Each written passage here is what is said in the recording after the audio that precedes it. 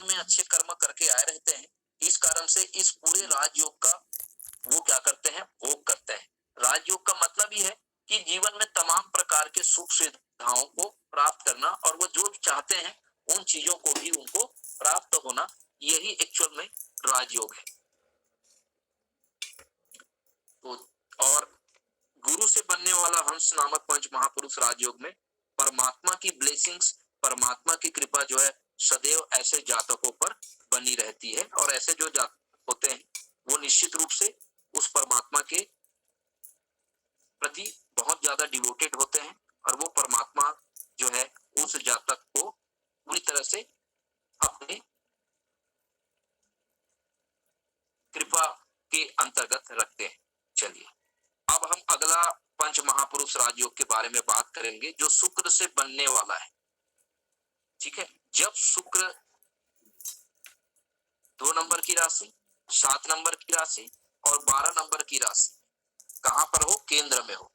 चाहे लगन में हो, चाहे चतुर्थ भाव में हो, चाहे सप्तम भाव में हो, चाहे वो दसम भाव में हो। ठीक है, तो लगन में यदि, चतुर्थ भाव में यदि, सप्तम भाव में यदि या दसम भाव में यदि अगर शुक्र विराजित हो जाए, कौन कौन से राशि में, वृष राशि अर्थात 2 नंबर की राशि, तुला राशि अर्थात 7 नंबर की राशि, मीन राशि अर्थात 12 नंबर की राशि। तो जब इन राशियों में शुक्र यदि विराजित हो जाए तो इस तरह के बनने वाले जो राजयोग होते हैं उसको हम क्या कहते हैं,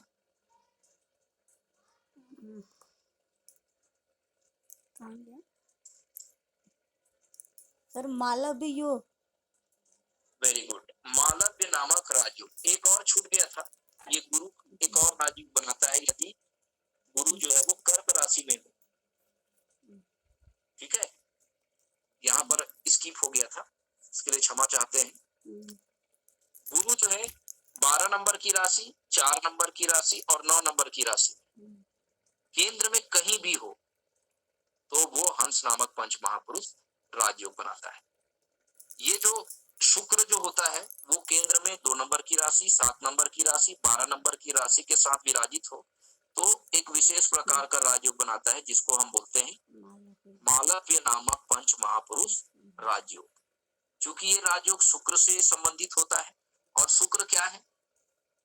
शुक्र जो है वो प्रेम का कारक होता है, शुक्र विवाह का कारक होता है, शुक्र जो है वो गहना का कारक होता है, आभूषण का कारक होता है, शुक्र हमारे लग्जरियस और एक्सपेंसिव लाइफ स्टाइल का कारक होता है, शुक्र हमारे भक्ति का कारक होता है, जो डिवोशन होता है ना वो शुक्र ही है, परमात्मा के प्रति जो हमारा अटूट श्रद्धा और जो भक्ति होती है वो शुक्र ही होते हैं। इसके अलावा हमारे विलासिता का जितना भी हमारे कंफर्ट जोन होता है वो सारे शुक्र के ही प्रीव्यू में आते हैं। ऐसा जो जातक होता है, अब चूंकि ये दसम भाव में यदि बन रहा है इस तरह का राजयोग तो हम क्या करेंगे, दसम भाव से ये क्या काम करेगा, शुक्र से संबंधित इसके प्रोफेशन हो जाएंगे, है ना। ये लग्जरियस और कंफर्ट जो आइटम है उसके सेल परचेसिंग करने का ये काम कर सकते हैं। कोई अच्छा एक्सपेंसिव जो है कोई सामान को बेचने का काम, कोई एक्सपेंसिव हाउस हो गया, मकान हो गया, कोई एक्सपेंसिव गिफ्ट हो गया, डायमंड का ये बहुत बड़ा व्यापारी हो सकता है, सोना चांदी का ये व्यापारी हो सकता है, ठीक है, रत्नों के भी ये व्यापारी हो सकते हैं। इसके अलावा शुक्र जो है वो और भी शुक्र से हम विचार करते हैं,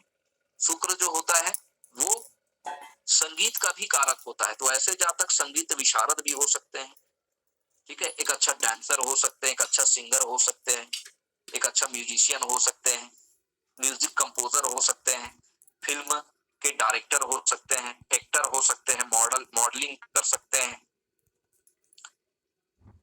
टूर्स एंड ट्रेवलिंग विभाग में एक अच्छा पद में ये जा सकते हैं, एक अच्छा होटल मैनेजर हो सकते हैं, ब्यूटी पार्लर के संचालक हो सकते हैं, फैंसी स्टोर के संचालक हो सकते हैं और मैट्रिमोनियल साइट को भी ये गवर्न कर सकता है ना, शादी ब्याह से भी जुड़े हुए कार्य ये कर सकते हैं या इत्र से संबंधित व्यवसाय भी ये कर सकते हैं। तो जातक के जीवन में जब ये मालव्य नामक पंच महापुरुष राजयोग होता है, तो ऐसे जातक को वाहन चलाने में विशेष रुचि होती है। वाहनों का बहुत शौक होता है, बड़े बड़े वाहन, ब्रांडेड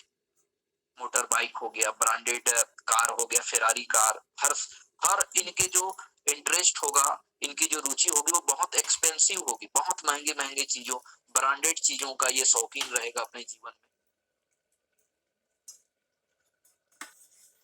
और ऐसे जातक पुराने जमाने में मालव्य नामक पंच महापुरुष राजयोग के बारे में बोलते थे कि चतुरंगनी सेना,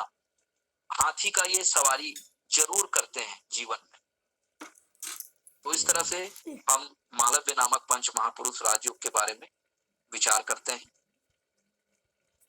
तो ये राजयोग वास्तव में हमारे पूर्व जन्मों के अच्छे कर्मों के ही परिणाम स्वरूप हमें प्राप्त होते हैं, और जीवन में उन तमाम प्रकार के सुख सुविधाओं को ये हमें सहज रूप से प्रदान करते हैं, और ये राजयोग जो है वो फलित होता है। तो इस तरह से हम पंच महापुरुष राजयोग के बारे में विचार करते हैं।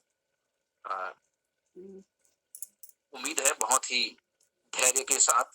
बहुत ही इत्मीनान से आप आज के सेशन को अटेंड किया होगा। निश्चित रूप से बहुत नॉलेजफुल और बहुत बढ़िया आज का सेशन आपने सभी बहुत गंभीरता के साथ आज की क्लास को आपने सुना है। निश्चित रूप से जब भी हमारे पास कोई कुंडली आती है, हम सबसे पहले पंच महापुरुष राजयोग को ही देखना चाहिए, क्योंकि ये सबसे उत्तम स्थिति होती है। हम बहुत अच्छा शब्दों से इसको बांध सकते हैं। इस राजयोग से हमारे पास कोई अपना एनालिसिस करने आया है, तो हम इस राजयोग से अगर शुरुआत करेंगे तो बहुत अच्छा इम्पैक्ट हम लोगों के मनों पर हम डाल सकते हैं, और निश्चित रूप से सामने वाला जो व्यक्ति है वो निश्चित रूप से प्रसन्न होके जाएगा और बहुत मंत्र मुग्ध हो जाएगा आपकी बातों को सुनकर। तो इस तरह से ये जो हमको बतानी चाहिए, हमको स्वयं की भी कुंडली में देखना है, अपने फैमिली के भी कुंडली में इसको सर्च करना है कि वास्तव में इस तरह का राजयोग है, और अगर उसकी दशा लगी है तो क्या इस राजयोग का उसको फल मिल पा रहा है, क्या उसके जीवन में निश्चित रूप से